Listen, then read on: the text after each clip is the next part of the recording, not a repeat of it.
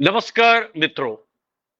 उपेंद्र नाथ रैना साहित्य संवाद के इस मंच पर मैं आपका हार्दिक अभिनंदन करता हूं, स्वागत करता हूं। आज हम इस मंच पर कार्यक्रम लेकर आए हैं, क्या क्या याद करूं। इस कार्यक्रम में जिस विशिष्ट व्यक्ति को हम इस मंच पर सादर आमंत्रित करते हैं, हम उनके जीवन के बारे में, उनके व्यक्तित्व के बारे में और उनका जो कृतित्व है उसके बारे में हम उनसे बातचीत करते हैं। एक अनौपचारिक बातचीत है और उनका जो अंतरंग है, उनकी जो कहानी है, गाथा है, उसके बारे में खुलकर बातचीत करते हैं। आज इस मंच के लिए ये सौभाग्य की बात है कि हमारे बीच में थोड़ी देर में यहाँ पर इस मंच के साथ जुड़ेंगे वरिष्ठ कवि साहित्यकार और पत्रकार पंडित सुरेश नीरव। अभी थोड़ी देर में हमारे बीच में सुरेश नीरव जी जुड़ेंगे और उसके बाद विधिवत रूप से हमारा आज का ये कार्यक्रम आरंभ होगा। आइए सबसे पहले आज के जो हमारे अतिथि हैं पंडित सुरेश नीरव, उनको इस मंच के साथ यानी उपेंद्र नाथ रैना साहित्य संवाद के मंच के साथ जोड़ देते हैं। प्रणाम करता हूं, नमस्कार। अपना माइक ऑन करिए। जी जी जी, नमस्कार नमस्कार। नमस्कार आदरणीय उपेंद्र रैना जी, मुझे बहुत खुशी हो रही है कि मैं आपके इतने प्रतिष्ठित पटल पर आज आ रहा हूं। मेरी बहुत ख्वाहिश थी बहुत दिनों से कि मैं आपके इस पटल पर आऊं। आज भगवान ने सुन लिया। नीरव जी, मेरे लिए भी ये सौभाग्य की बात है। अब इस बीच में देखिए अनिता पाटनी जी अमेरिका से जुड़ गई, आपका स्वागत कर रही है, नमस्कार कर रही है। और रमेश चंद्र शुक्ल जी हमारे आकाशवाणी के मित्र हैं, वो भी जुड़ गए। अब लगातार मित्र जुड़ने शुरू हो जाएंगे। मैं सोच रहा हूं कि शुरू में आपका परिचय तो स्वयं आप हैं ही, और आपके जीवन में किस तरह से आपकी यात्रा शुरू हुई है और कहां से जब आपका जन्म हुआ है उस स्थान से लेकर आज तक आपके क्या क्या कार्यकलाप रहे हैं, उसके बारे में हम बातचीत करेंगे। मैं चाहता हूं आज का कार्यक्रम आप मां सरस्वती की वंदना से शुरू करिए, बहुत आनंद आएगा। धन्यवाद। देखिए, मैं सरस्वती वंदना महाकवि निराला जी की वीणा वादन जो है उसकी वंदना से करूंगा, क्योंकि मैं नहीं समझता उससे अच्छी वंदना कोई लिखी गई। उत्तम, सर्वोत्तम, बहुत बढ़िया, बहुत अच्छा जी, आपका स्वागत है। वरदे वीणा वादनी वरदे, वरदे वीणा वादनी वरदे, प्रिय स्वतंत्र रव अमृत मंत्र नव, प्रिय स्वतंत्र रव अमृत मंत्र नव, भारत में भर दे,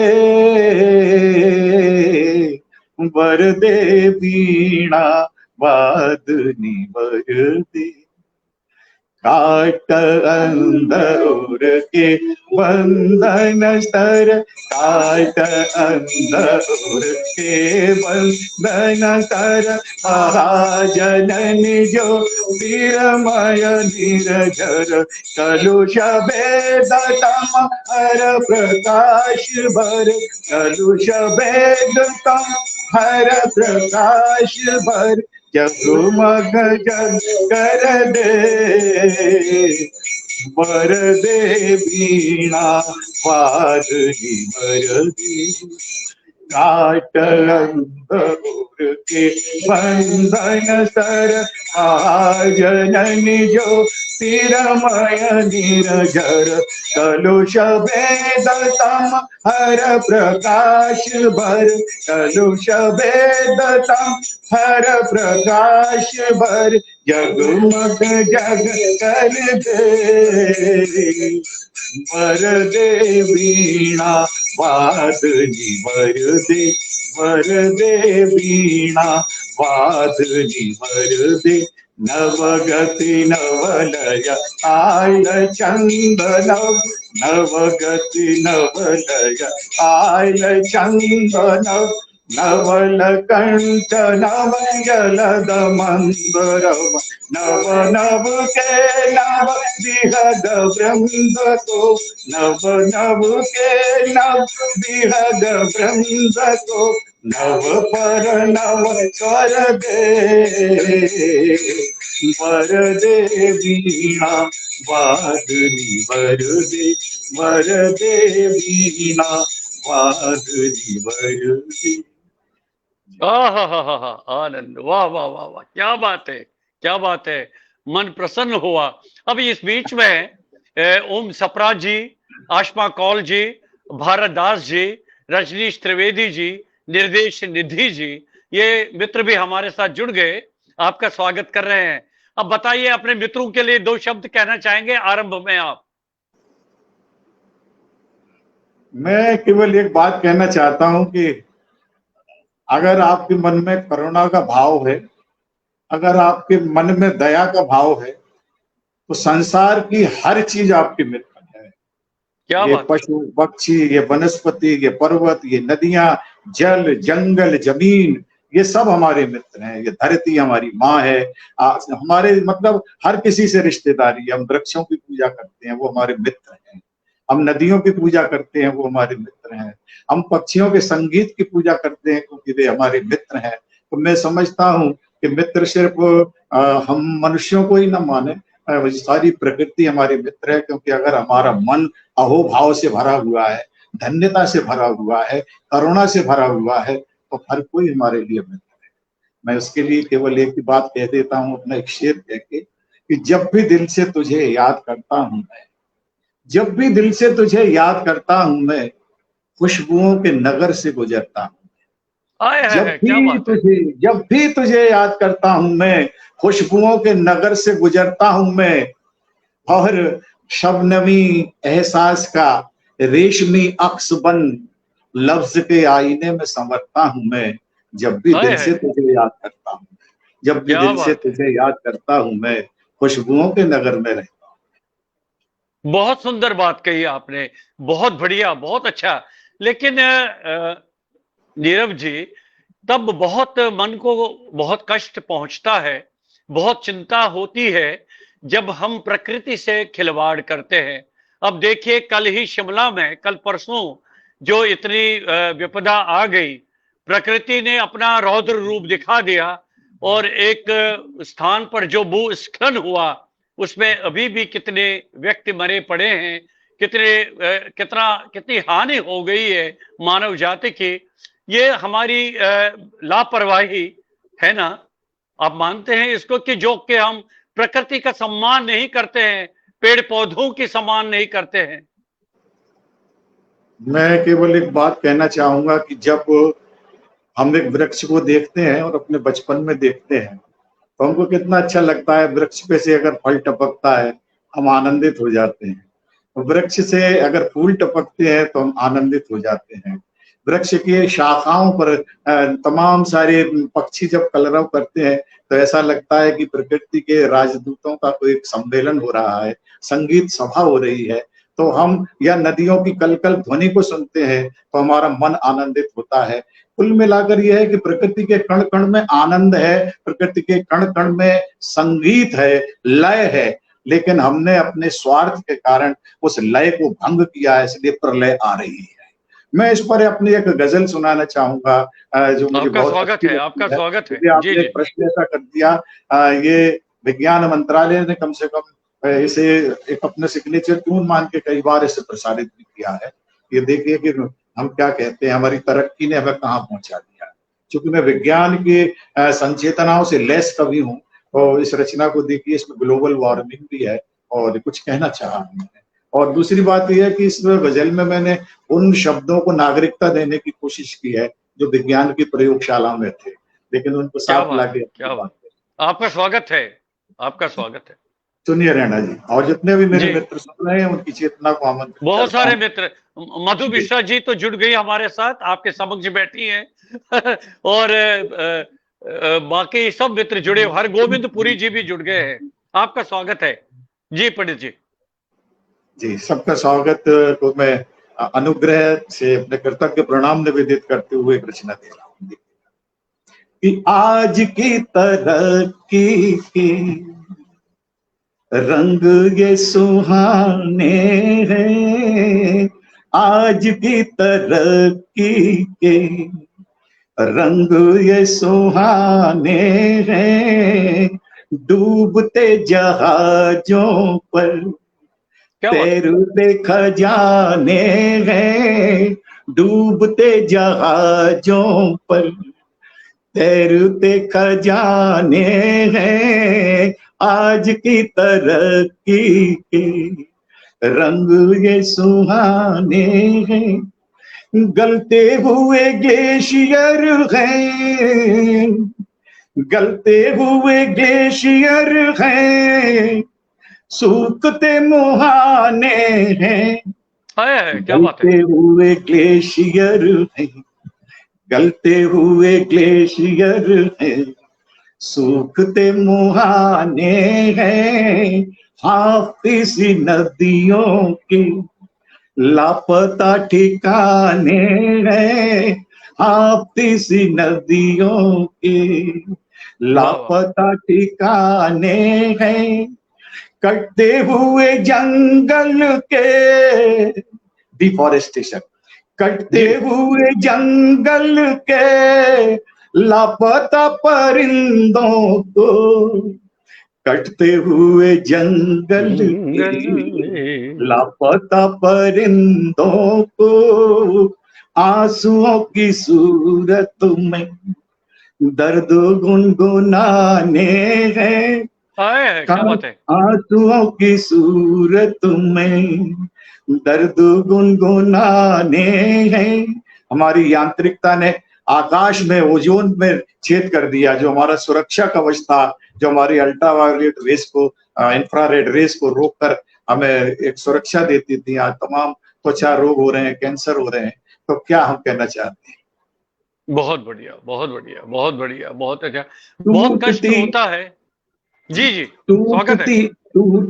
टूटती ओजोन परतें रोज आसमानों में, टूटती ओजोन परतें रोज आसमानों में, आतिशों की बारिश है, प्यास के तराने हैं, आतिशों की बारिश है, प्यास के तराने हैं, आज की तरक्की की।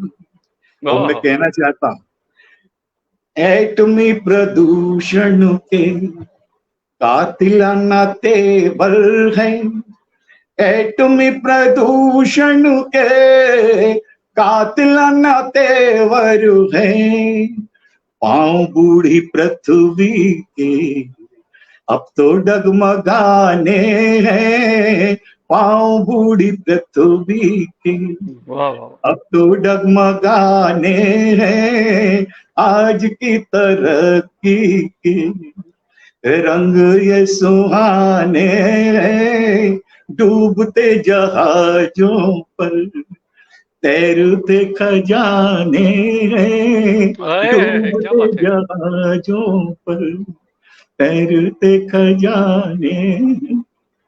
बहुत सुंदर रचना, बहुत बढ़िया। अब देखिए, इसमें आपने कोई अतिशयोक्ति नहीं की, इसमें पूरा विज्ञान आपने कहा है कि विज्ञान के माध्यम से हम कितना कुछ हासिल कर सकते थे, लेकिन हमने उसका जब दुरुपयोग किया, उसका जो अनादर किया, तो स्वाभाविक है कि विनाश तो करेगा ही।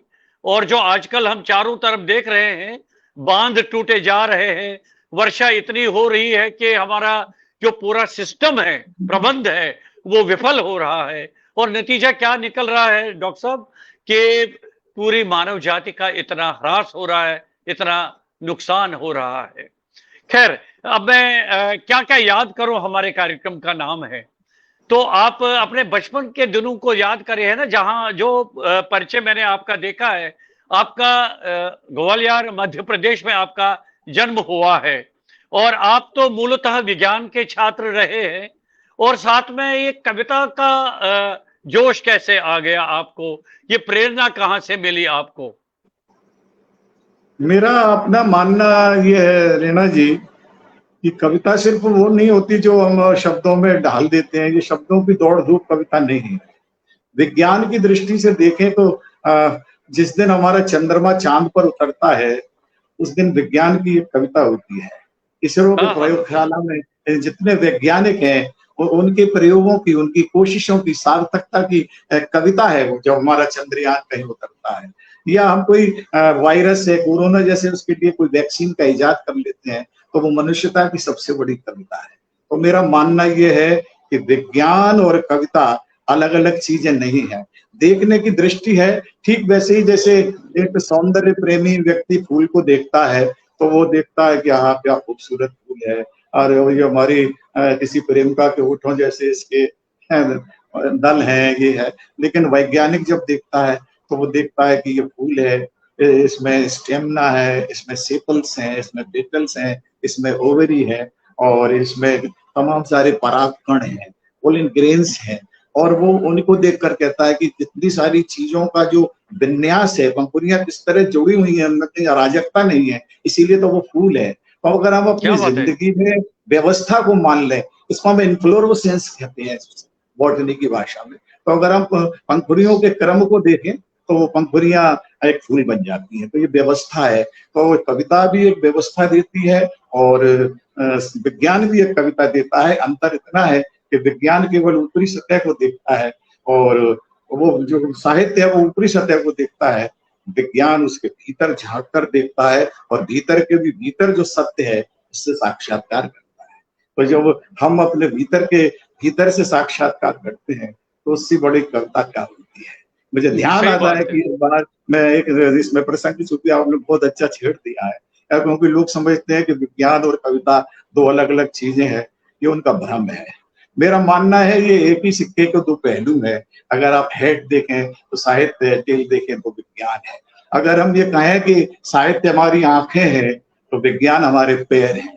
हमको आंखें तो है लेकिन चलने की सामर्थ्य नहीं है तो हमारी दृष्टि बेकार है। तो हमारी दृष्टि साहित्य है और उसे गति देना विज्ञान है।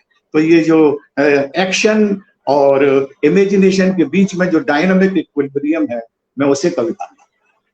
क्या बात है, बहुत अच्छी व्याख्या आपने तो इसकी साइंटिफिक डेफिनेशन दे दी कविता की। बहुत बढ़िया, बहुत अच्छा है। अच्छा फिर वहां से फिर कैसे दिल्ली कैसे आना हुआ? क्या नौकरी की तलाश थी या वहां पर आपको लगा कि जगह छोटी सी है, आपको बहुत बड़ा दायरा चाहिए, परिवेश ज्यादा बड़ा चाहिए?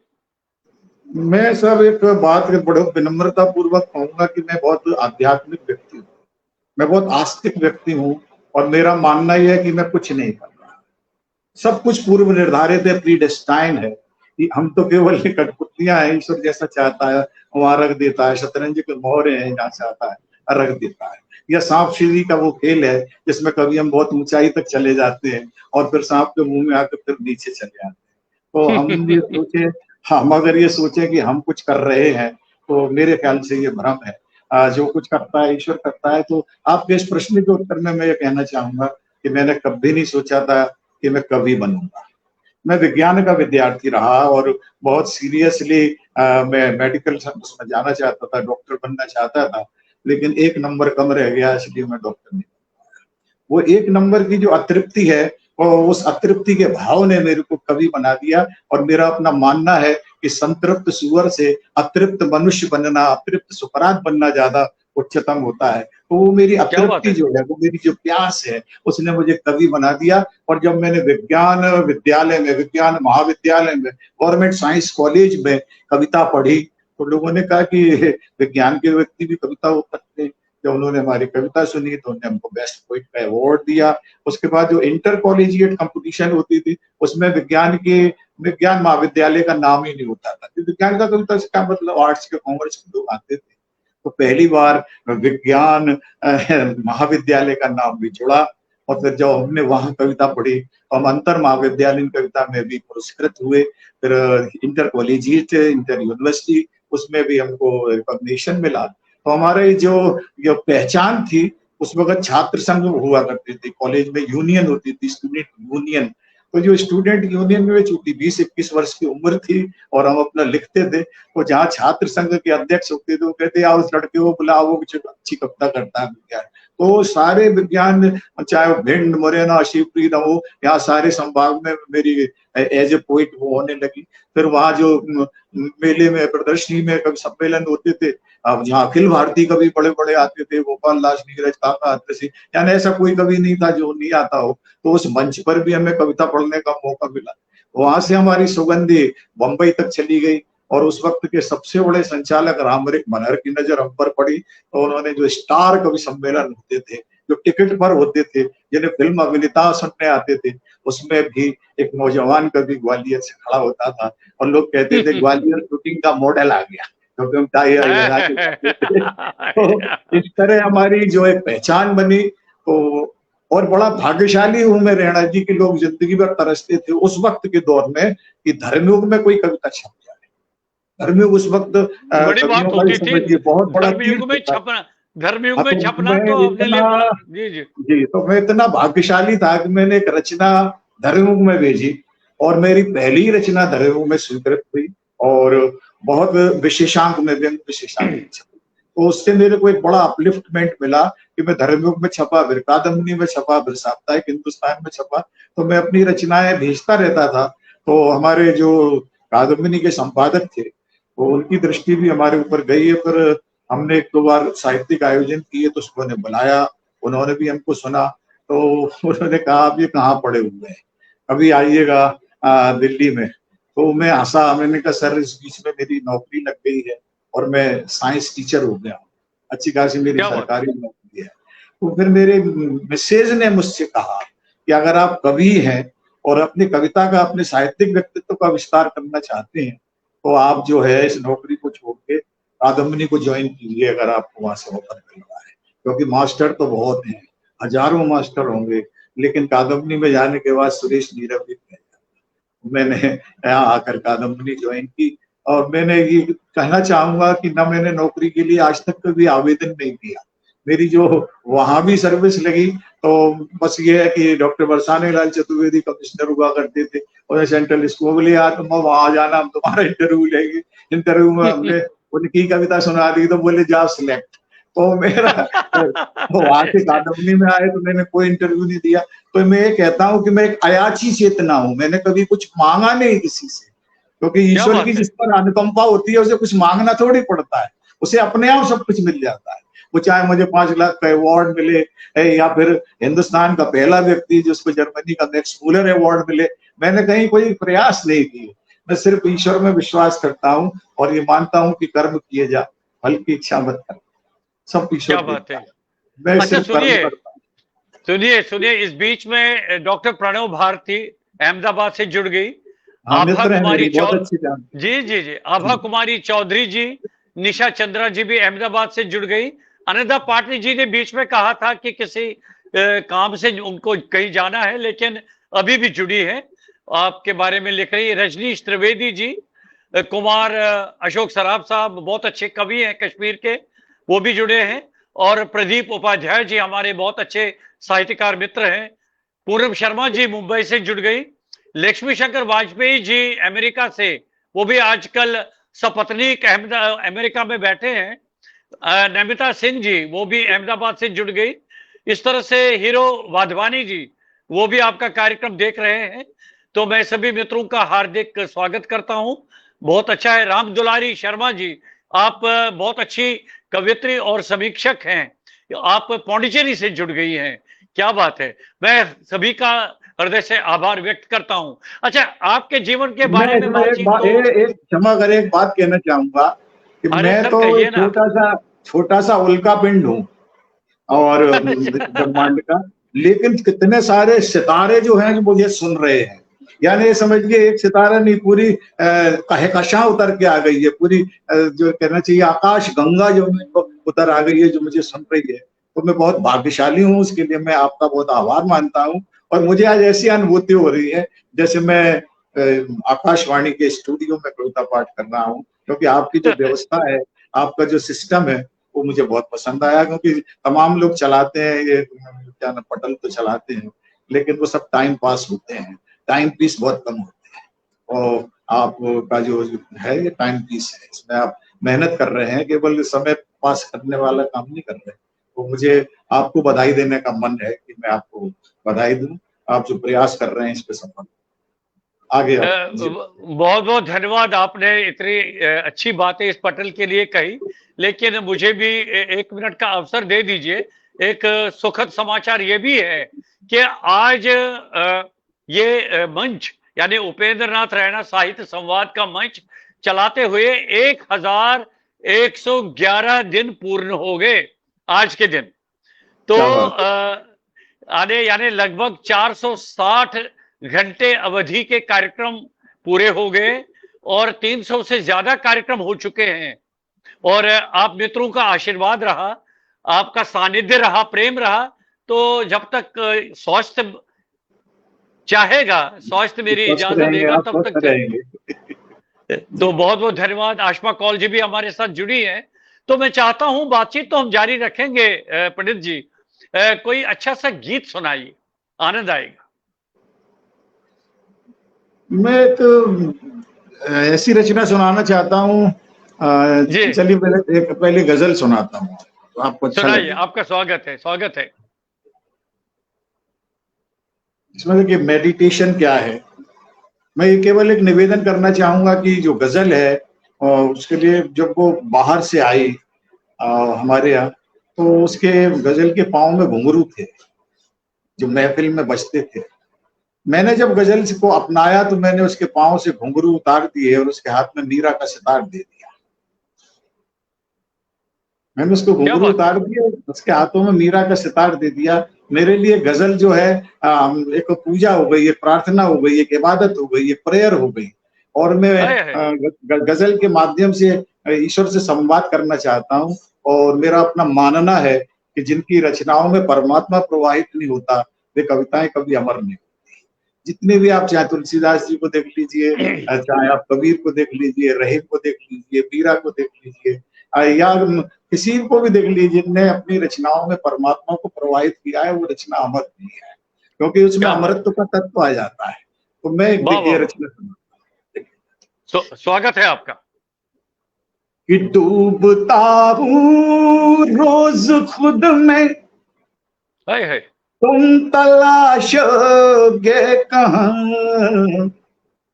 डूबता हूँ रोज खुद में, तुम तलाशोगे कहाँ।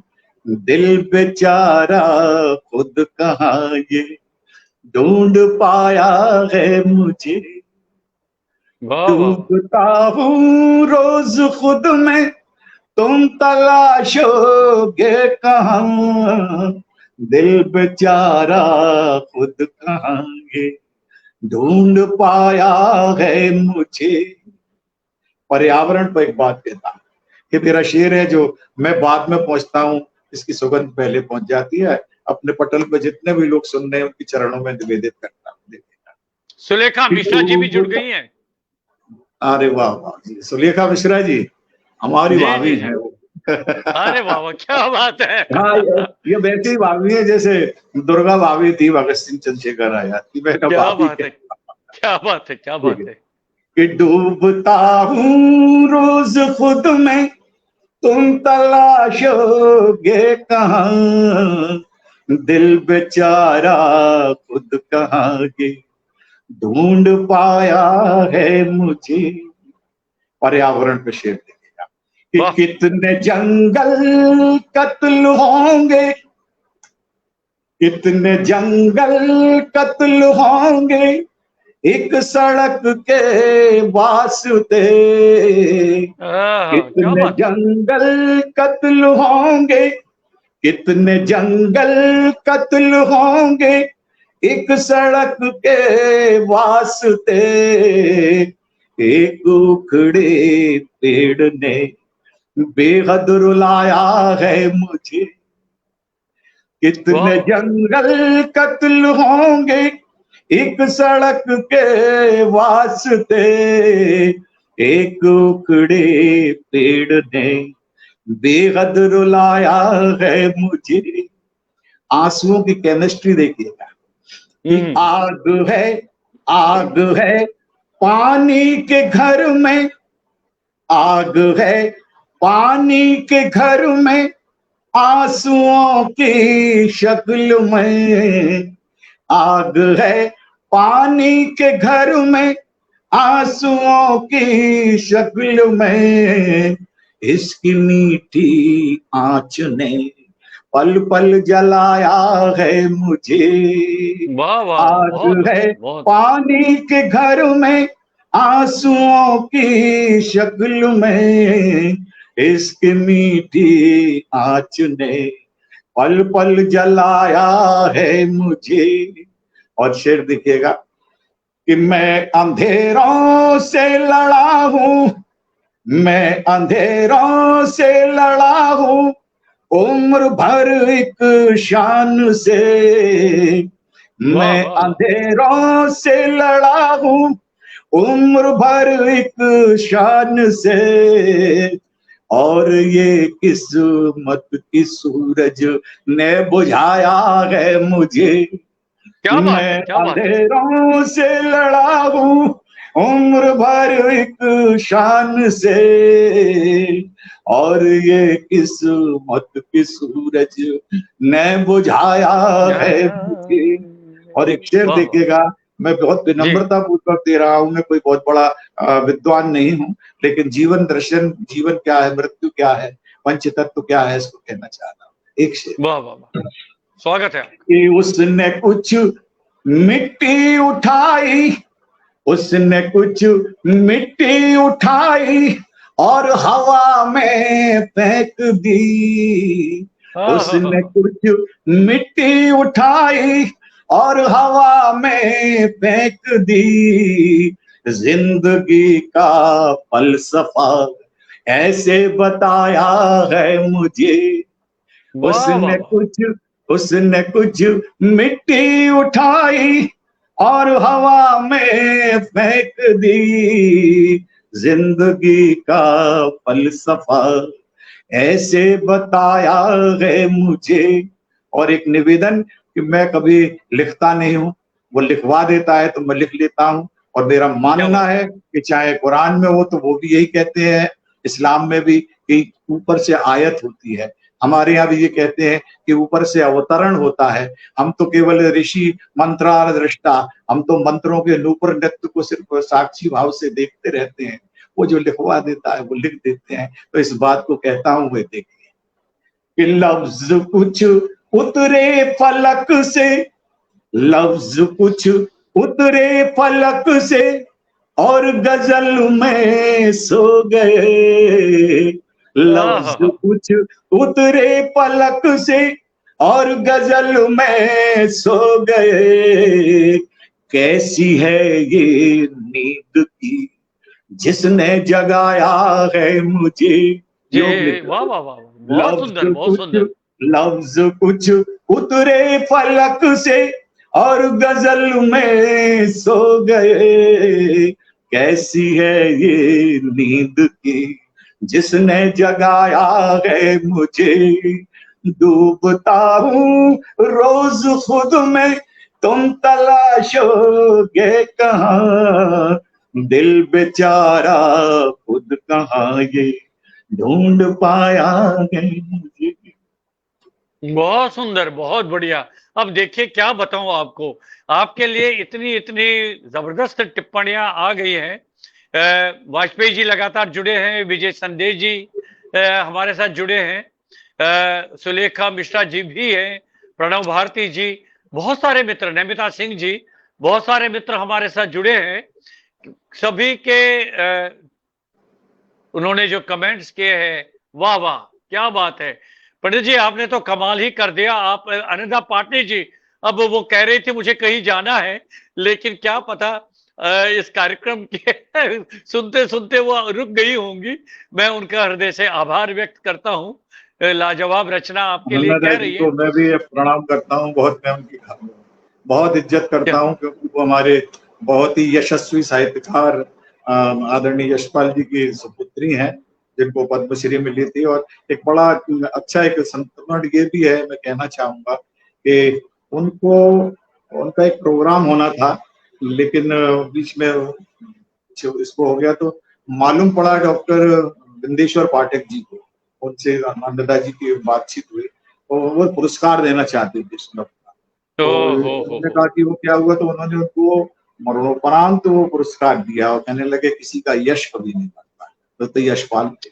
तो मैं एक ऐसे तेजस्वी पुत्री को प्रणाम करता हूँ, उनका लगातार बहुत बढ़िया। चंद्रकला सिंह जी भी हमारे साथ जुड़ी हुई है, संगीता चौबे पंखुड़ी जी भी हमारे साथ जुड़ी है जी, कुमार सुबोध जी, जी जी जी, बहुत सारे मित्र हमारे साथ जुड़े हैं, आपका कार्यक्रम देख रहे हैं। आपके गीत, और अजय शर्मा जी बहुत अच्छे नाटककार और कथाकार है पंजाब से, वो भी हमारे साथ जुड़ गए हैं, हमारे परम मित्र हैं, साहित्यकार मित्र हैं। क्या बात है। अच्छा, आपने क्या कुछ पत्रकारिता में कोई प्रशिक्षण वगैरह लिया था, या सीधे कादम्बिनी में आपका प्रवेश हुआ? मेरा मानना यह है कि मछली के बच्चे को तैरना नहीं सिखाया जाता। मेरा पूरा जो मेरे डीएनए में पत्रकारिता है। मेरे जो बाबा थे वो हिंदी के प्रथम हास्य रसावतार थे। बहुत कम लोगों को जानकारी है, क्योंकि पहले हिंदी के हास्य रसावतार पंडित जगन्नाथ प्रसाद चतुर्वेदी, जिन्होंने प्रथम हिंदी साहित्य सम्मेलन की अध्यक्षता की थी, जिसमें डॉक्टर राजेंद्र प्रसाद थे, जयप्रकाश नारायण थे, और उस समय की सेलिब्रिटीज हुआ करती थी, महात्मा गांधी थे, और उसको उन्होंने वो किया था। दूसरा, मेरे फादर स्वयं विशाल भारत के संपादक थे, जो कि बहुत ऐतिहासिक पत्र है, कलकत्ता से निकलता था। बाद में उन्होंने आजाद हिंद फौज में कुछ दिन रहे, फिर ग्वालियर उनको बुला लिया गया, क्योंकि ग्वालियर स्टेट से कोई अखबार नहीं निकलता था, तो सिंधियाओं को एक अच्छे पत्रकार की जरूरत थी। हमारे फादर को आमंत्रित किया गया, तो वहां उन्होंने जयाजी प्रताप, जयाजी राव सिंधिया के नाम से अखबार था, जब वो राज्य था, राजा थे के बाद, तो उसमें उन्होंने संपादन किया। फिर मध्य प्रदेश संदेश, ग्राम सुधार, प्रगति, कम से कम 28 पत्रिकाओं का उन्होंने संपादन किया था। तो मैं तो इतने बड़े समुद्र की बूंद भर हूं। क्या बात है, क्या बात है, बहुत बढ़िया। और अंत तक तो फिर आपने पूरा आजीवन कादम्बिनी में ही फिर व्यतीत किया। हाँ, मेरा वो कादम्बिनी दोनों का आजीवन रहा। मेरे छोड़ने के बाद कादम्बिनी भी बंद हो गई। वो तो बंद हो गई बाद में, क्योंकि अक्सर जब हम आपके कार्यालय में आते थे, तो आप जैसे वरिष्ठ मित्रों के वहां दर्शन होते थे, आपस में बतियाते थे, बातचीत होती रहती थी। कहाँ गए वो दिन, क्या क्या याद करूं। अच्छा, आपने तो बहुत सारे देशों का भ्रमण किया है, प्रतिनिधित्व किया है भारत का, तो किस तरह के ये अवसर आपको प्राप्त हुए हैं नीरव जी?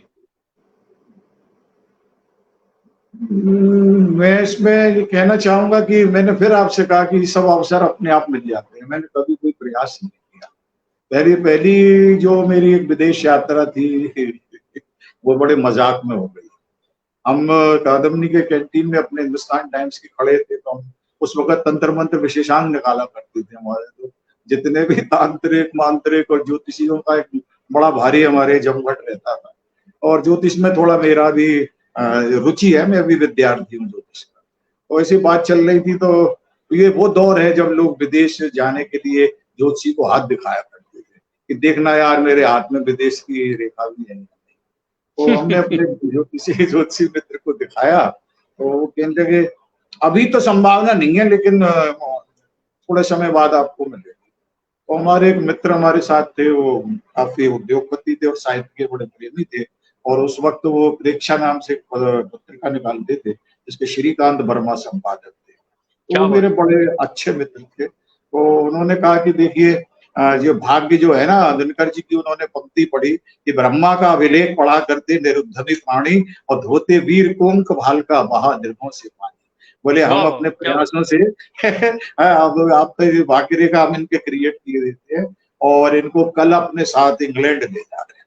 अब उसका तो इतना सा मुंह रह गया। ये वो दौर है जबकि ऑन अराइवल वीजा लगता था। पासपोर्ट हमने बना लिया था, इसलिए वो प्रश्न पूछ भी रहे थे कि जाया नहीं। तो उन्होंने दूसरे दिन ये कहा कि आप हमारे साथ लंदन चलेंगे। हम लंदन चले गए उनके साथ। वो हमारी एक ऐसी यात्रा थी एक लेकिन जब वो वहां ले गए तो हमको मालूम पड़ा कि वो हमको एक बहुत बड़े आयोजन में ले गए, जो उन्होंने बताया ही नहीं था। वो ब्राइटन हॉल में आयोजन था, जो कि बहुत बड़ा वहां का प्रेस्टिजियस सभागार है, और उसमें गुजराती कम्युनिटी ने उस प्रोग्राम को किया था। तो वहाँ हमारी मुलाकात जब मालूम पड़ा कि सुरेश नीरव आ रहे हैं, तो आदरणीय राजनारायण बिसारिया जी से हुई। वो उन दिनों वह बीबीसी में थे, और उन्हें को हम ग्वालियर से, हमारे फादर के भी दोस्त थे, उन्होंने फोन किया, तुम यहाँ आए हुए हो? मैंने कहा आए हुए। तो बोले आना फिर, कल तुम्हारा बीबीसी पे प्रोग्राम होगा। तो मैं ये बता रहा हूँ, उसके बाद जो है वहाँ बेम्बले में ये एक वहाँ पर एडिनबरा पोइटिक फेस्टिवल होता है, लोगों ने हमको उसमें भी बुला लिया। तो मैं तो ऐसे ही गया था, मेरा कोई वो नहीं था, लेकिन मेरी पहली विदेश यात्रा हो गई। ऐसे ही संयोग बनते जाते हैं। मेरा मानना है कि ईश्वर जो करा देता है हो जाता है। मैंने तो कभी सोचा भी नहीं था, ज्योतिषियों को हाथ दिखाता था कि विदेश जाऊंगा या नहीं, लेकिन 25-26 देश जाने का मौका मिला। सब ईश्वर की अनुकंपा है, सो मेरा कुछ। तो अब आप तो विस्तार से तो इतना नहीं बता पाएंगे, तो कुछ विशेष अनुभव आपको अपने इस विदेश दौरे पर रहा? और एक और बात आपसे जानना चाहूंगा कि जब आप भारतीय बनकर जाते थे, एक तो जो भारतीय समुदाय है वहां पर, उनसे मुलाकात होती रहती हाँ, होगी, ये आपने एक अच्छा लेकिन प्रश्न पूछा, बहुत अच्छा। मैं इसको थोड़ा सा, मैं गया था, मुझे नहीं मालूम था कि मुझे कितने दिन जाना है और 2-3 दिन में लौट आऊंगा। मैं जहां जाता था, आप कैसे उसका जवाब दे रहा हूँ, तो मैं हिंदी बोलता था, जबकि मैंने इंग्लिश मीडियम में अपनी पूरी एजुकेशन की है, मेरी 2 किताबें अंग्रेजी में है। लेकिन मैं अंग्रेजी वहां बोलता हूँ जहाँ हिंदी कोई नहीं जानता, लेकिन मैं हिंदी बोलता था। तो मैं जिन कुछ लोग अपने परिवारों में मुझे ले जाते थे, जो होते थे गुजराती कम्युनिटी के या पंजाबी कम्युनिटी के, तो वो हमसे जब हम हिंदी में बात करते थे तो कहते थे साहब आप बोलते रहिए, आपकी हिंदी बहुत अच्छी है। नंबर 1। नंबर 2, वो हमसे बात करते थे कि साहब ये मंत्र क्या है, ये यज्ञोपवीत क्या है, ये मुंडन का क्या महत्व है। तो हम उसका जो उनको साइंटिफिक विश्लेषण बताते थे, तो वो कहते थे अपने बच्चों से कि देखो, ये है असली भारतीय राजदूत, जो घर पे आके भारतीय संस्कृति का प्रचार प्रसार करते हैं। ये उन कवियों में नहीं है जो टाई लगा कर आते हैं, अंग्रेजी बोलते हैं, लोग उन्हें हिंदी के लिए बुलाते हैं, वो अंग्रेजी बोलने लगते हैं। मैं वहां कुर्ता पजामा पहनता था, लगातार पूरे प्रवास में वो रहा, वो भी मेरे आकर्षण का केंद्र रहा।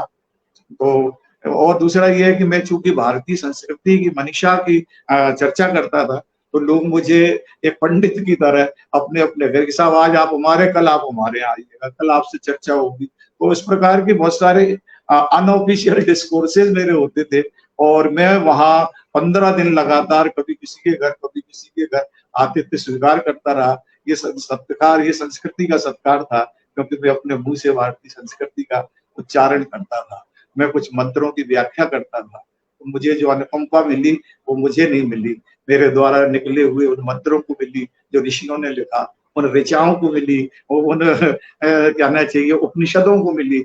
मेरे मन के भीतर कहीं थे, लेकिन चर्चा के दौरान वो उपनिषद खुल जाया करते थे, लोगों को आनंद आता था। आज भी बहुत आनंद आता है, क्योंकि जब मैं बोलता तो थोड़ा सा जो भीतर है वो निकलता है। तो उसमें फिर कई देशों की यात्राएं, कभी मिस्र गए, वहां के राजदूतों ने मेरा सम्मान किया, स्वामीनाथन जी। नेपाल गए तो वहां के महाराजा ने, उनका प्रज्ञा प्रतिष्ठान था, किंग ऑफ नेपाल ने मेरा सम्मान किया। वहां के जो राजकवि थे, वो उनके उपस्थिति में मेरे सम्मान में गोष्ठी हुई। मॉरिशस गया तो वहां प्रधानमंत्री की उपस्थिति में वो हुआ। तो मेरा राजयोग भी बहुत अच्छा है, बावजूद इसके कि मैं किसी राजनीतिक पार्टी का सत्ता शिविर का उपभोक्ता पदार्थ नहीं हूँ। मैं किसी भी सत्ता का, किसी भी राजनीतिक पार्टी का पट्टा लगा के नहीं घूम रहा। मैं एक स्वतंत्र रचनाकार हूँ, लेकिन संयोग बन जाता है।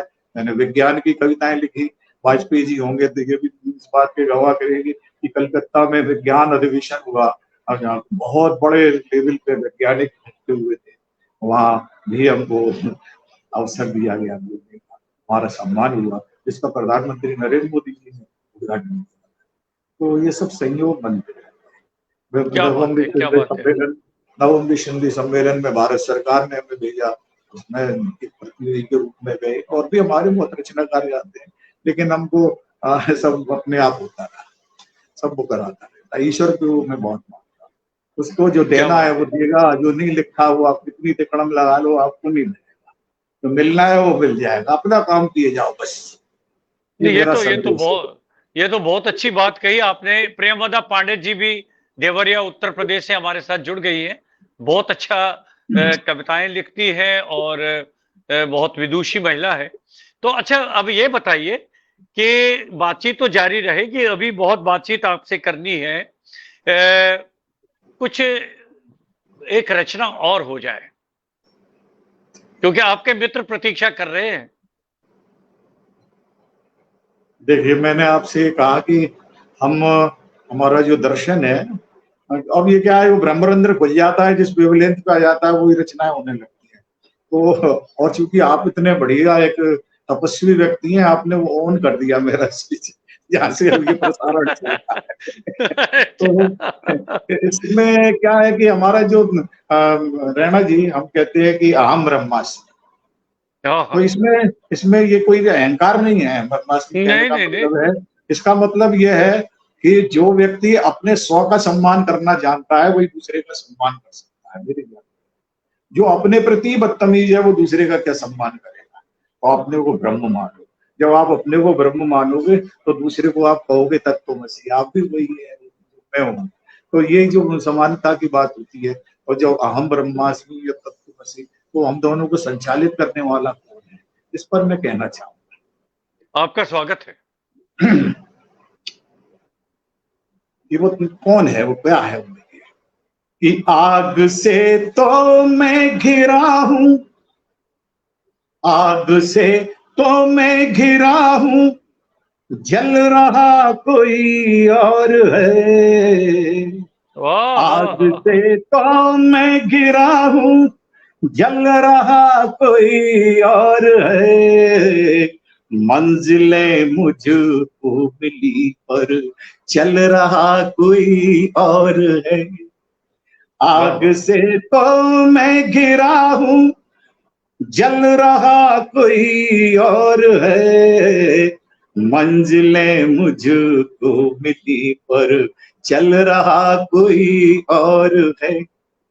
हर आर्टिस्ट, हर संगीतकार, कवि, कलाकार उस निराकार की आकृति को शब्दों में, संगीत में, चित्र में ढालना चाहता है। तो मैं कहता हूं कि तू ही कह ऐ मन के सांचे, अब तुझे ये क्या हुआ। तू ही कह ऐ मन के सांचे, अब तुझे ये क्या हुआ। ढालना चाहा किसी को, ढल रहा कोई और है। क्या बात है। तू ही कह ऐ मन के सांचे, अब तुझे ये क्या हुआ। डालना चाहा किसी को, ढल रहा कोई और है।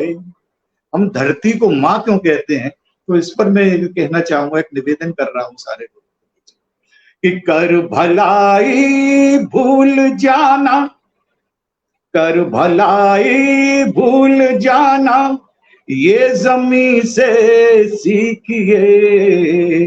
कर भलाई भूल जाना, ये जमी से सीखिए। फर्ज धरती ने निभाया, फल रहा कोई और है। तू ही कह ऐ मन के सांचे, अब तुझे ये क्या हुआ। डालना चाहा किसी को, ढल रहा कोई और है। कर भलाई भूल जाना, ये जमी से सीखिए। फर्ज धरती ने निभाया, फल रहा कोई और है। और देख जलती मोमबत्ती, ये ख्याल आया मुझे। देख जलती मोमबत्ती, ये ख्याल आया मुझे। नाम बाती का हुआ पर गल रहा कोई और है। वाह वाह, बहुत सुंदर, बहुत सुंदर। देख जलती मोमबत्ती, ये ख्याल आया मुझे, नाम बाती का हुआ पर गल रहा कोई और है। और अंत में निवेदन करना चाहूंगा, नीरव शब्द है मेरा, कैसे मैंने गजल में देखा उसको किया, कि आती जाती सांस की हल चल मुझसे ये कहा, आती जाती सांस की हल चल मुझसे ये कहा, आती जाती सांस की हल चल मुझसे ये कहा, जिस्म तो नीरव है जिसमें पल रहा कोई और है। क्या बात आती है। जाती सांस की, आती जाती सांस की हल चल मुझसे ये कहा, जिस्म तो नीरव है जिसमें पल रहा चल रहा कोई और कोई है। और है। वाह आग वाह। से तो मैं घिरा हूँ, आग से तो मैं घिरा हूँ, जल रहा कोई और है, मंजिलें मुझको मिली पर चल रहा कोई और है। क्या बात है, क्या बात है। अनिता जी ने लिखा, भाव विभोर कर दिया आपने। क्या बात है, क्या बात है। यही तो विशेषता है इस कार्यक्रम की। मैं जिनको लेके आता हूँ, मैं उनका बहुत बहुत हृदय से आभार व्यक्त करता हूँ। वे मेरे लिए शोभा बढ़ाते हैं। और जो मित्र हमारे साथ जुड़े रहते हैं, अब देखिए आजकल कौन इतना कीमती समय अपना व्यतीत करता है। कौन इतने, देखिए हर एक कोई तो व्यस्त है अपने अपने कार्यों में, लेकिन ये हमारा, हमारे लिए स्नेह और प्रेम है कि बहुत सारे मित्र जुड़े हैं, आपको सुन रहे हैं, आपकी प्रशंसा कर रहे हैं। तो एक मेरे मन में एक सवाल आता है, पंडित जी, आप इतने सालों कादम्बिनी में रहे और आपने एक बात बीच में कही, उसने मुझे थोड़ा सा बहुत अंदर से झकझोर दिया। आपने कहा मैंने कादम्बिनी छोड़ी और बंद हो गई।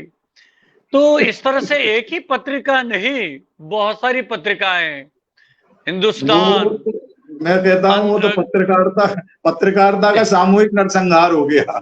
सारी है ना, हिंदी पत्रकारिताएं बंद हो गई, है ना, वो सब हो गए। पत्रिकाएं बंद हो गई। आपके कादम्बिनी बंद हो गई और साप्ताहिक इस हिंदुस्तान, नंदन, तरह पराग, दिनमान, सब धर्म युग बंद हो गया, धर्म बंद हो सारिका बंद हो गई। तो इसका कोई विकल्प आपको लग रहा है वर्तमान में अब है? देखिए, विकल्प तो ये है कि हर आदमी को अपने लेवल पर, हमारा एक मानना है ये कि हम ये सोचें, इस बात की शिकायत ना करें कि समाज ने हमको क्या दिया। हमें ये आत्मावलोकन करना चाहिए कि हमने समाज को क्या दिया, अपनी भाषा को क्या दिया, अपनी संस्कृति को क्या दिया। तो जब बड़े बड़े सेठियों की पत्रिकाएं बंद हो रही हैं, उस दौर में हमने एक पत्रिका इस आंधी में दिया जलाने की कोशिश की है, और प्रज्ञान विश्वम नाम से एक पत्रिका की शुरुआत की है, जो मल्टीनेशनल कंपनियां तो बहुत सुनी होंगी, ये बहुराष्ट्रीय पत्रिका है। हमारे तमाम मित्र, चाहे जैसे अभी संगीता चौबे पंखुड़ी जुड़ी हुई है, ये हमारे कुवैत को देखती हैं, आदरणीय अन्नदा पाटनी जी हमारे साथ जुड़ी हैं, ये अमेरिका से जुड़ी हैं, डॉक्टर शिप्रा शिल्पी हमारे साथ जर्मनी से जुड़ी हुई है, प्राची चतुर्वेदी रंधावा कनाडा से जुड़ी हुई है, डॉक्टर भावना कुंवर हमारे साथ ऑस्ट्रेलिया से जुड़ी हुई है। तो हम चूंकि वसुधैव कुटुंबकम में विश्वास करते हैं, विश्व हमारा परिवार है, और हिंदी को अगर वैश्विक स्तर पर ले जाना है तो मिलजुल कर प्रयास करना होगा। अकेले अकेले तो बहुत लोग करते हैं, सब मिलकर करें। तो हमने कोशिश तो की है और हमको अच्छा उसका रिजल्ट भी मिल रहा है। तो आपने जो पूछा वो मैं बता रहा, ये नहीं कह रहा मैं कोई बहुत बड़ा काम कर दूंगा। हो सकता है जब बड़ी बड़ी पत्रिकाएं बंद हो गई, ये भी बंद हो जाए, लेकिन शुरुआत में तो ये मान के चलना चाहिए कि ये कभी बंद नहीं चला। चलिए, देखिए, यात्राएं तो चलती रहती है। पुराना पुराना हो जाता है, नया नया बन जाता है, नया होके आ जाता है। अभी तक आपकी लगभग 22 पुस्तकें प्रकाशित हो चुकी हैं और बहुत सारे काव्य संग्रह हैं आपके। आपने और किसी विधा में कार्य किया है, जिसमें आपने दर्शन में तो आपका बहुत बड़ा दखल है। दर्शन और विज्ञान ये दो मैं प्रमुख तो है आपको एक आपका। बात बताऊं कि मेरी कोई इमेज नहीं है, जो है ना, निराकार की कोई इमेज नहीं होती। मेरी कोई इमेज नहीं है। मैं ना गजलकार हूँ, गजलकारों के खेमे से दूर रहता हूँ, गजलें कहता हूँ। मैं व्यंग्यकार हूँ, लेकिन व्यंग्यकारों से दूर रहता हूँ, क्योंकि वो जो गुटबंदी है ना, उससे अलग है। तो या दर्शन पर लिखता हूँ या विज्ञान पर लिखता हूँ। मेरा अपना मानना यह है कि निरंजन चेतना व्यक्ति में होनी चाहिए। ठीक वैसे जैसे एक पक्षी जब आसमान में उड़ता है तो वो उड़ता है, लेकिन उसके पदचिह्न नहीं होते। ऐसे क्या ही बात है। जो महान पुरुष होते हैं और लोग उनके पद चिन्हों पर चलते हैं, लेकिन वो पद चिन्ह छोड़ने के लिए नहीं चलते। तो बस मैं तो अपना काम करता रहता हूँ, गजल भी लिखता हूँ, गीत भी लिखता हूँ, व्यंग भी लिखता हूँ, दार्शनिक पुस्तकें भी मेरी हैं। और ईश्वर की कृपा ये है कि जो कि मेरा गुरु बड़ा प्रबल है ज्योतिष में, तो जो बहुत समझदार लोग होते हैं वो मेरे से बहुत प्रभावित होते हैं। जो छद्म बुद्धिजीवी होते हैं वो मेरे विरोध में होते हैं, लेकिन जो बहुत बड़े साहित्यकार या बुद्धिजीवी होते हैं वो मुझे मानते हैं। मेरी ये सौभाग्य है, कहते हुए कोई अहंकार नहीं है, ईश्वर की अनुकंपा है कि मैंने ओशो रजनीश की 2 पुस्तकों की भूमिका लिखी। लिखने वाला मैं पहला व्यक्ति था। मैंने बशीर बद्र की पुस्तक की भूमिका लिखी, डॉक्टर कुंवर बेचैन की उसमें। मेरे समकालीन मैं अभी तक 300 पुस्तकों की भूमिका लिख चुका हूँ, क्योंकि लोग भूमिका लिखवाते हैं कि भाई आप अच्छे लिखते हैं। यह समीक्षा जैसे नीरस विषय को लोग, कभी समीक्षा होती है 4-5 लोग सुनते हैं।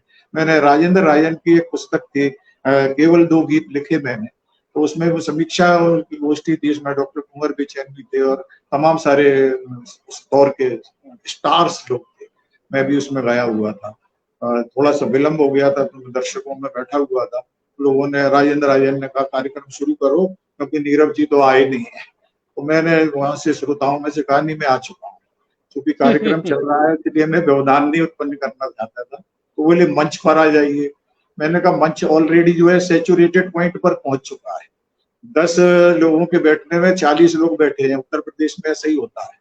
10 लोगों का तो एक पीछे बैठा है, एक इधर बैठा है, वो बड़ा मंच पर भी एक भीड़ होती है। मैंने कहा मेरे को आप उस भीड़ का अंत न बनाइए, मैं भीड़ से अलग रहता हूँ, मैं यहीं से आऊंगा जब आप मुझे बुलाएंगे। तो जब मुझे बुलाया, मैं गया नहीं मंच पर। मैंने कहा मैं यहीं से प्रणाम करता हूँ, और दर्शकों के बीच भी रहना चाहिए।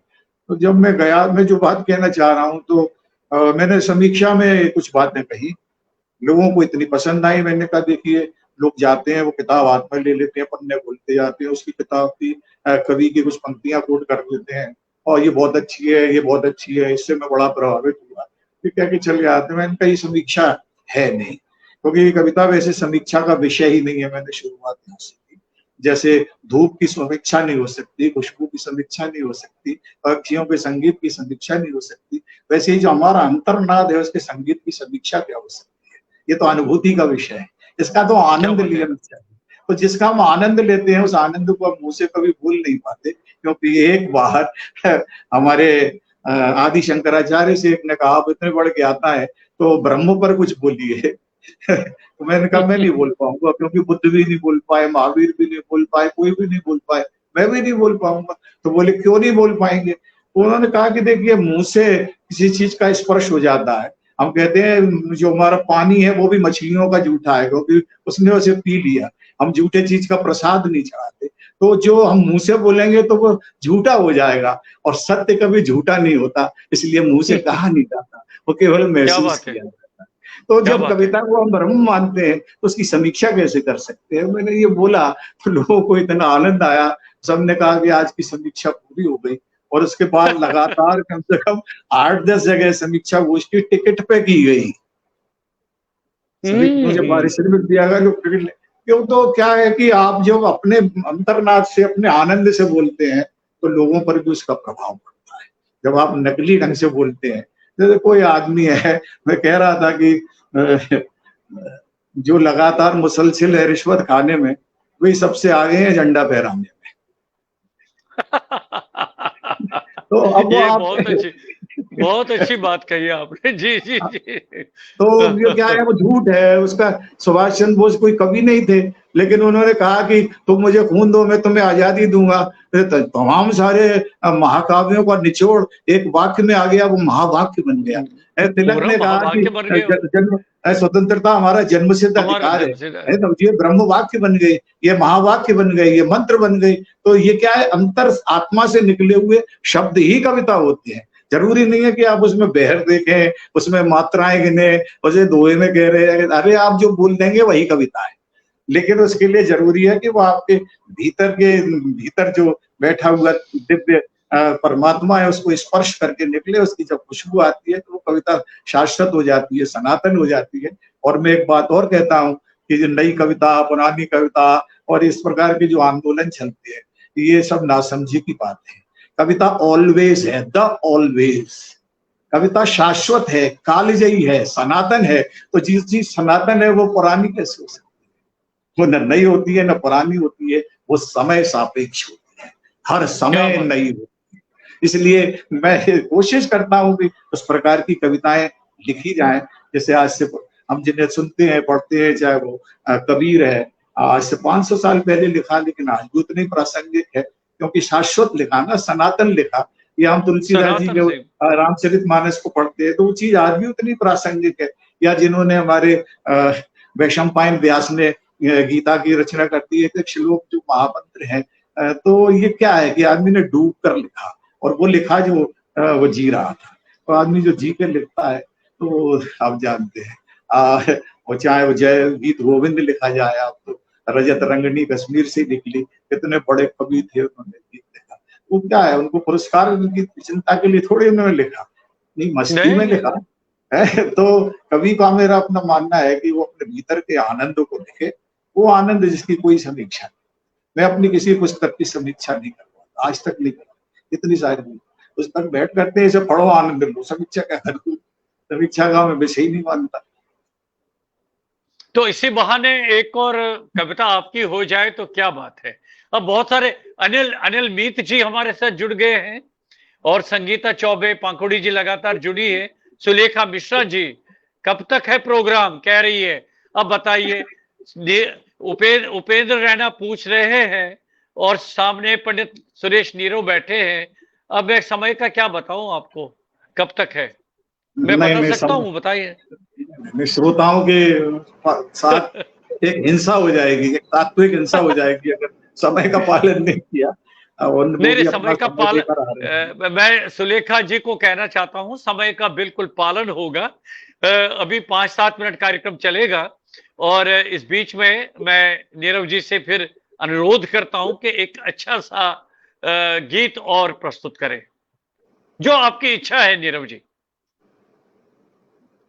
मुझे पता नहीं क्यों ऐसा लग रहा है कि आपके सामने मुझे और इस पटल की पवित्रता को देखते हुए सुनाना चाहिए जो क्लास हो।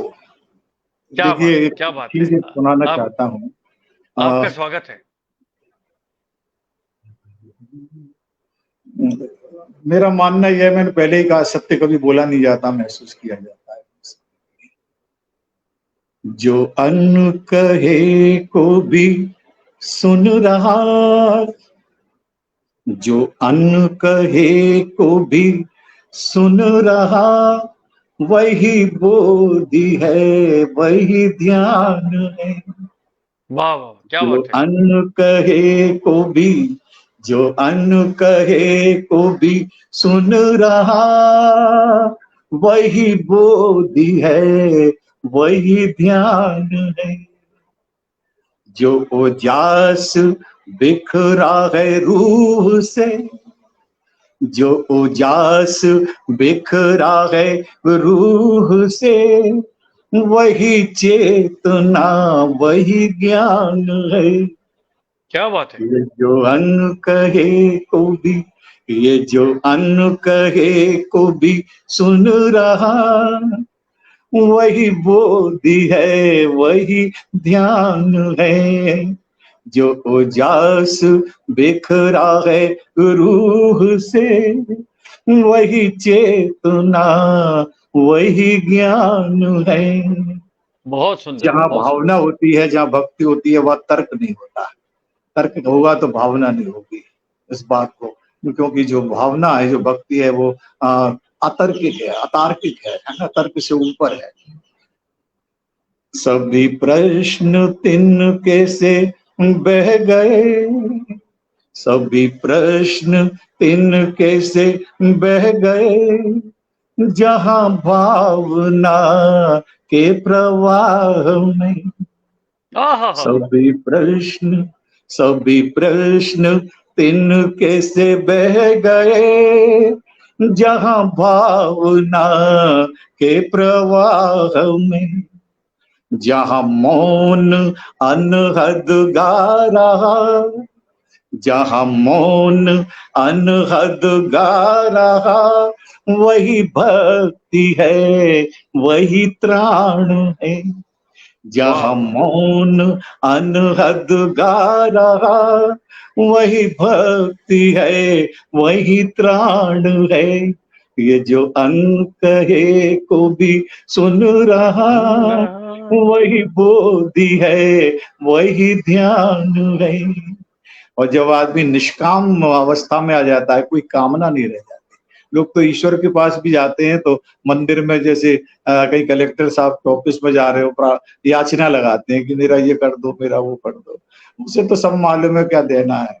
तो किसी कामना की समाधि पर, किसी कामना की समाधि पर, मन बैठा धूनी रमा रहा। वाह वाह किसी वाह। कामना की समाधि पर, जब आदमी की कोई अपेक्षा नहीं रहती, तब देखिए क्या उसमें भौतिक रासायनिक परिवर्तन होते हैं। किसी कामना की समाधि पर, मन बैठा धूनी रमा रहा। निष्काम योग की, निष्काम योग की सिद्धि का तन तीर्थ है, ऋषि प्राण है। वाह वाह किसी वाह। कामना, किसी कामना की समाधि पर, मन बैठा धूनी रमा रहा। निष्काम योग की सिद्धि का तन तीर्थ है, ऋषि प्राण है। और जो सबसे बड़ा, जो बुद्धिजीवी होते हैं, मतलब सचमुच के गहरे, उनकी सबसे बड़ा प्रश्न होता है खुद में खुद की तलाश करना। बाहर तो वो लगे ही रहते हैं, 5 मिनट भी अपने से बात करना नहीं चाहते, रेडियो देख लेंगे, टीवी देख, अखबार देख लेंगे, क्योंकि वो भीतर जाना नहीं चाहते। तो मैं कहना चाहता हूँ, ये जो खुद में खुद की तलाश है, ये जो खुद में खुद की तलाश है, जगी चेतना का प्रमाण है। आहा हा। भीतर चेतना होगी, उसमें ये प्रश्न आएगा, ये जो खुद में खुद की तलाश है, जगी चेतना का प्रमाण है। ये जो सब, ये जो सबको प्यार लुटा रहा, ये जो सबको प्यार लुटा रहा, यही पुण्य है, यही दान है। ये जो खुद में खुद की तलाश है, जगी चेतना का प्रमाण है। ये जो सब पे प्यार लुटा रहा, यही पुण्य है, यही दान है। और अंत में मैं एक बात कहना चाहूंगा कि आदमी का जो अहंकार है, लेकिन उसकी औकात क्या है, उसमें कहना चाहूंगा। बड़े बड़े दावे हैं। एक पुतला माटी का नापुने, एक पुतला माटी का नापुने, गया दरिया के जो तीर पर।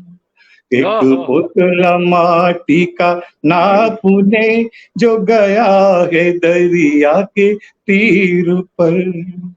खुद घुल के दरिया में जा मिला, खुद घुल के दरिया में जा मिला, जाने दो। मिली झूठ की हर शान है। खुद जाके दरिया में जा मिला, मिट्टी धूट की हर शान है। ये जो अन कहे को भी सुन रहा, यही बोधी है, यही ध्यान है। वाह वाह वाह वाह, बहुत सुंदर, बहुत सुंदर, बहुत बढ़िया। अब अपने आप में पूरा जीवन दर्शन जो है, जीवन का ज्ञान और विज्ञान जो है, जीवन की पद्धति जो है, सब कुछ तो इस रचना के माध्यम से आपने प्रस्तुत किया। अब मुझ जैसा व्यक्ति अगर थोड़ा बहुत समझ पाया होगा तो समझ गया होगा, नहीं तो सब व्यर्थ है। बहुत बढ़िया, नहीं नहीं, बहुत आप अच्छा। बहुत आपने समझा, बहुत समझा। आपके चेहरे को मैं देख रहा था, एक बड़ी दिव्य आभा थी। लग रहा था जो ब्रह्म की किरणें निकल रही हैं वो आप तक जा रही हैं, आप उसमें स्नान क्या बात है, क्या बात है, क्या बात है। अब देखिए, एक और घंटा सारे 10 श्रोता मिनट भी तो कर रहे हैं, सारे क्या हमारे श्रोता भी आनंद में हैं। बहुत आनंद में है। अभी भी हमारे साथ 24-25 मित्र जुड़े हुए हैं। और देखिए, एक घंटा लगभग 10-11 मिनट तो निकल गए, पता भी नहीं चला। अच्छा, अब हम कार्यक्रम के समापन की ओर आ रहे हैं। मुझे ये बताइए कि आज जो सुरेश नीरव है और जो आपकी जीवन यात्रा है, उसमें आपको आज का सुरेश नीरव जो उसका बनने में कौन सा टर्निंग पॉइंट आपके जीवन में रहा है और कहां पर रहा है जो आज वर्तमान में हैं आप? देखिए, ये बड़ा एक टर्निंग पॉइंट जो है ना, अगर किसी के जीवन में टर्निंग पॉइंट नहीं, मैं मानता हूँ कि जिंदगी में कोई यू टर्न नहीं होता। ये कोई ट्रैफिक की यात्रा नहीं है, ये अनंत की यात्रा है। और इसमें कोई टर्निंग पॉइंट नहीं है कि यहाँ से हम दूसरी जगह चले जाएं। चलते चलते ही अगर आप सही रास्ते पर हैं, मान लो आपको दिल्ली जाना है और आपने दिल्ली का रास्ता पकड़ लिया है, तो आप दिल्ली पहुंच जाएंगे। आपको जाना बंबई है और दिल्ली जा रहे हैं तो आप नहीं पहुंच पाएंगे। तो हमको ये कभी भ्रम नहीं रहा कि हम जो चल रहे हैं तो किसी गलत रास्ते पर चल रहे हैं, क्योंकि हम ये कहें कि हम चल रहे हैं तो अहंकार है ना। ईश्वर जहाँ चला रहा है, चल रहे हैं, चलाने वाला तो कोई और है। इसलिए टर्निंग पॉइंट तो कहीं नहीं आया। हाँ, मैं ये जरूर कहना चाहूंगा कि मेरे जीवन को परिपक्व करने में, मुझे मैच्योर वही बनाने में मेरा मेरे मेरा आशय वही था। हाँ, मेरा तो आशय वही था। जी जी, तो वो जी जी। हमारी दृष्टि को, हमारी दृष्टि को, हमारे दृष्टिकोण को, हमारे चिंतन को, हमारे दर्शन को, ये जो हमारे साथ, मैं कहना चाहूंगा कि जीवन एक धारा है। धारा जो है ना, कभी रुकती नहीं है। रुक गई तो फिर वो पोखर हो जाती है। तो जीवन एक वो धारा है जिसमें गति है, जिसमें प्रवाह है, जिसमें लक्ष्य है, जिसमें शक्ति है, जिसमें संकल्प है, जिसमें सत्य है, जिसमें शिव है, जिसमें सुंदर है। तो जिंदगी तो एक प्रवाह है, इसीलिए तो हम अपनी नदियों को पूजते हैं, क्योंकि उनमें एक प्रवाह होता है। और हम बस एक यात्री की तरह, यायावर की तरह चलते रहना, चलते रहना धर्म हमारा है ना। बस इसको चरई वेती हम चलते रहते हैं। और टर्निंग पॉइंट तो नहीं आता, मैं एंड पॉइंट भी नहीं मानता, क्योंकि अनंत कांत कहाँ है। हम चले हैं, शून्य से चले हैं, शून्य में एकदम मिल जाएंगे। उसमें क्या है, क्योंकि हमारा विज्ञान भी कहता है कि ऊर्जा कभी नष्ट नहीं होती, उसका रूपांतरण होता है। हीट इलेक्ट्रिसिटी में बदल जाती है, इलेक्ट्रिसिटी लाइट में बदल जाती है, मैग्नेटिज्म में बदल जाती है। और हमारी गीता भी कहती है कि नैनम छिन्दन्ति शस्त्राणि, नैनम दहति पावका, न चैनम क्लेदयन्ति आपो, न शोषयति मारुता। तो जीवन मारुता, एक वाह वाह। ऊर्जा है, जीवन एक ऊर्जा है। ऊर्जा का रूपांतरण होता है। ऊर्जा जो है बल्ब से निकलकर फ्रिज में जा सकती है, ठंडी वो हीटर में जा सकती है, उसके रूप तो बदल सकते हैं, लेकिन ऊर्जा नष्ट नहीं। तो जीवन भी रूपांतरित होता है। हम तो मानते हैं कि एक वस्त्र है, हमने उतार दिया, नए वस्त्र पहनेंगे तो अंत का होगा। नई यात्रा की शुरुआत है, अंत ही अनंत का आरंभ है, हमारा ये मानना है। तो क्या बात अंत है। में इसका कोई नहीं है। वास्तव में भारतीय दर्शन तो वही है, अंत ही आरंभ है। तो इसलिए तो अनवरत यात्रा जो है जीवन की, ये चल रही है, चलती रहेगी। अलग अलग रूप हमें देखने पड़ते हैं और इस पूरी यात्रा में उतार चढ़ाव आते रहेंगे, ज्ञान विज्ञान आता रहेगा और हमें समाहित होता रहेगा और हम आगे आगे अग्रसर होते रहेंगे। क्या बात है, क्या बात है। अब मैं चाहता हूं कि कार्यक्रम को अब हमें विराम देना चाहिए। और बहुत सारे मित्र अभी भी हमारे साथ जुड़े हैं। और अपने मित्रों के लिए अंत में 2 शब्द आप कहना चाहेंगे नीरव जी? मैं केवल ये बात कहना चाहूंगा कि जैसे कहीं कोई यज्ञ हो रहा हो, कहीं कोई हवन हो रहा हो या कोई भी पुनीत संस्कार हो रहा हो, वहां अगर लोग इकट्ठे होते हैं तो वे वो लोग होते हैं, जैसे कहीं मंदिर में भजन होता है तो वही लोग जाते हैं जिनकी ईश्वर में आस्था होती है। शाम को कुछ लोग जो है कव्वाली सुनने चले जाते हैं, कुछ मुजरे सुनने चले जाते हैं, कुछ लोग कैबरे देखने चले जाते हैं। तो ये जितने लोग आज पटल पर हैं और हमें सुन रहे हैं, ये सब दिव्य आत्माएं हैं। इनके भीतर कहीं ना कहीं कविता है।